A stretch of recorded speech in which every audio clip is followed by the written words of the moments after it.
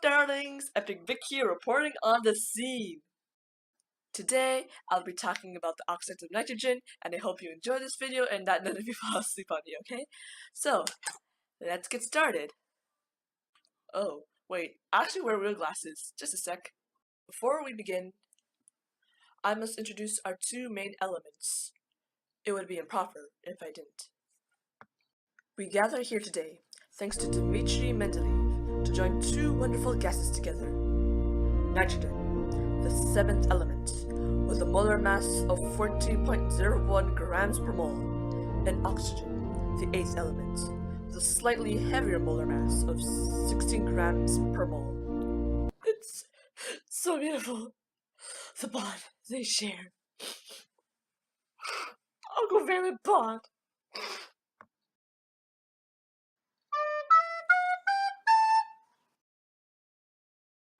Back then, surgeries were only done if you really needed to have them. When they did happen, they were done with the patient awake the entire surgery. That's why we gotta thank our homeboy, Sir Humphrey Davy, for proposing to use nitrous oxide to relieve pain, who is a cool British chemist dude who saw someone being relieved of pain after they inhaled it. Thus, because of him, anesthetics were invented! Woo!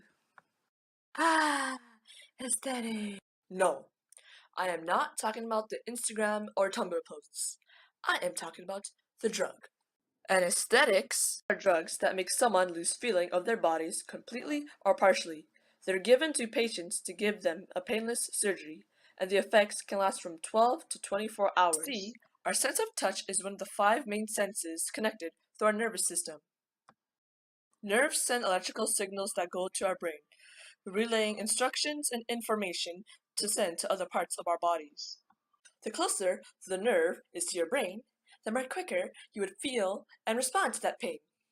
That means you would feel it much more faster if you were to have a paper cut right now than if you were to stub your toe on that darn piece of furniture right now. You know what I'm talking about, kids, right?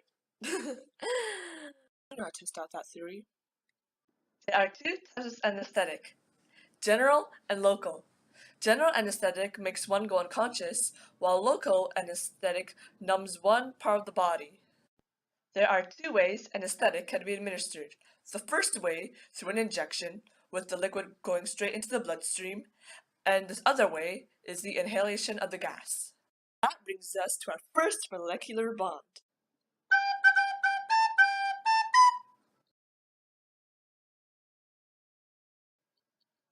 Nitrous oxide. The chemical formula is N2O. It's also known as dinitrogen monoxide. It tastes sweet, smells sweet, and is colorless too. It's also known as laughing gas since it may cause mild hysteria.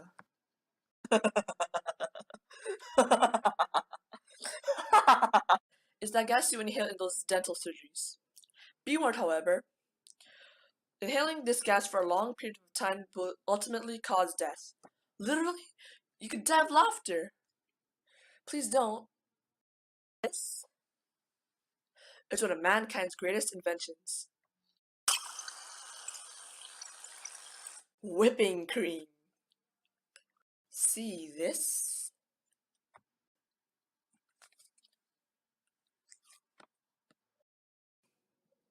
It's not as great as whipping cream, but it's too sling loose. By the way, it doesn't come from meese. That's the pearl for moose. Wonder if they taste like deer. Wonder why they come out so foamy, so fluffy. So delicious. Not the moose. You see, my darlings, these products are known as aerosols. An aerosol is a finely dispersed solid or liquid in a gas, usually air, that could be artificial, natural, harmful, or harmless. For example, a natural aerosol is a cloud, which are liquid water droplets in the air. Harmless! An artificial aerosol is smog, which is fog mixed with man-made smoke in the air. Harmful! The gases in these aerosols are called propellants. Propellants are gases that are held under pressure in a container so that the product can come out as spray or foam. Propellants in food products have to be flavorless and non-toxic. Makes sense since no one wants to taste the gas or die from it. Plus, guess what? Nitrous oxide is a type of propellant that is used in one of these products. Maybe that's why I'm so happy when I'm eating whipping cream. When inert nitrogen is combusted in an automobile engine, or a power plant, it forms nitric oxide. During its dispersion into the air, it becomes nitrogen dioxide. These chemicals are harmful to our environment. Let's look at them in detail.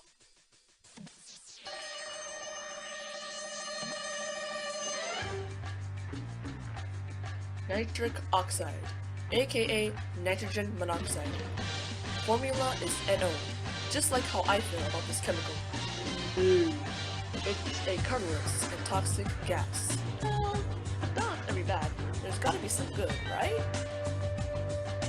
Although it's toxic, nitric oxide is also an important messenger molecule in animals. The only gas to act as one in humans. It sends signals through cells to the cardiovascular, nervous, and immune systems. But here's why I dislike it.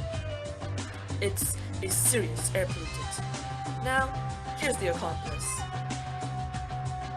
Nitrogen dioxide. Formula is NO2, so, double the trouble! It's a reddish-brown gas, so at least it doesn't try to hide from its crimes. Odor is irritating and pungent. Basically, everything about it is blah. Nitrogen dioxide irritates the lungs, causing respiratory problems, especially for people with bronchitis or asthma. It contributes to the creation of photochemical smog. When it reacts in the atmosphere, it forms ground-level ozones. The air we breathe, people, is not going anywhere anytime soon. Plus, it's trapping UV rays inside our Earth, making it more hotter. And what does that remind you of, I wonder? That's right, global warming. It gets worse from here.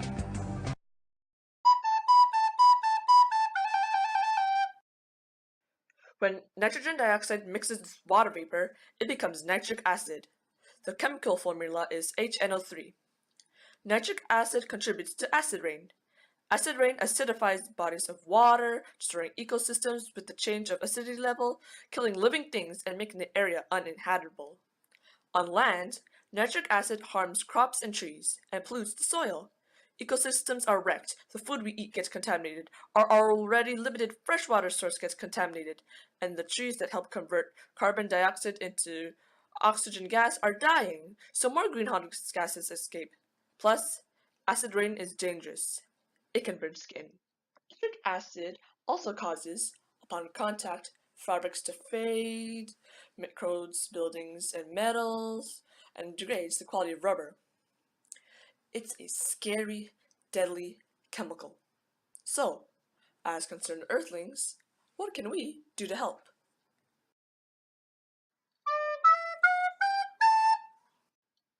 To prevent more gases going into our atmosphere, cut the source. Carpool means less car on the road.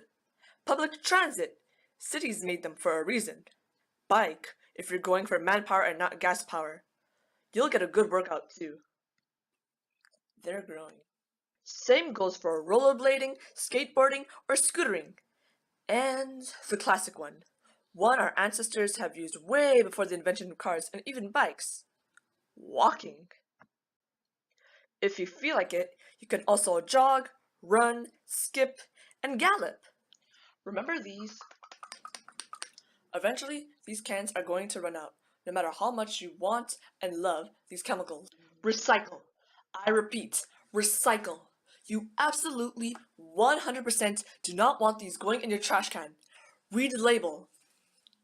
It says explosive.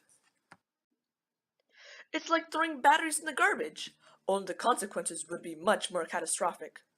Would you want a person trying to do their job getting hurt because you didn't recycle?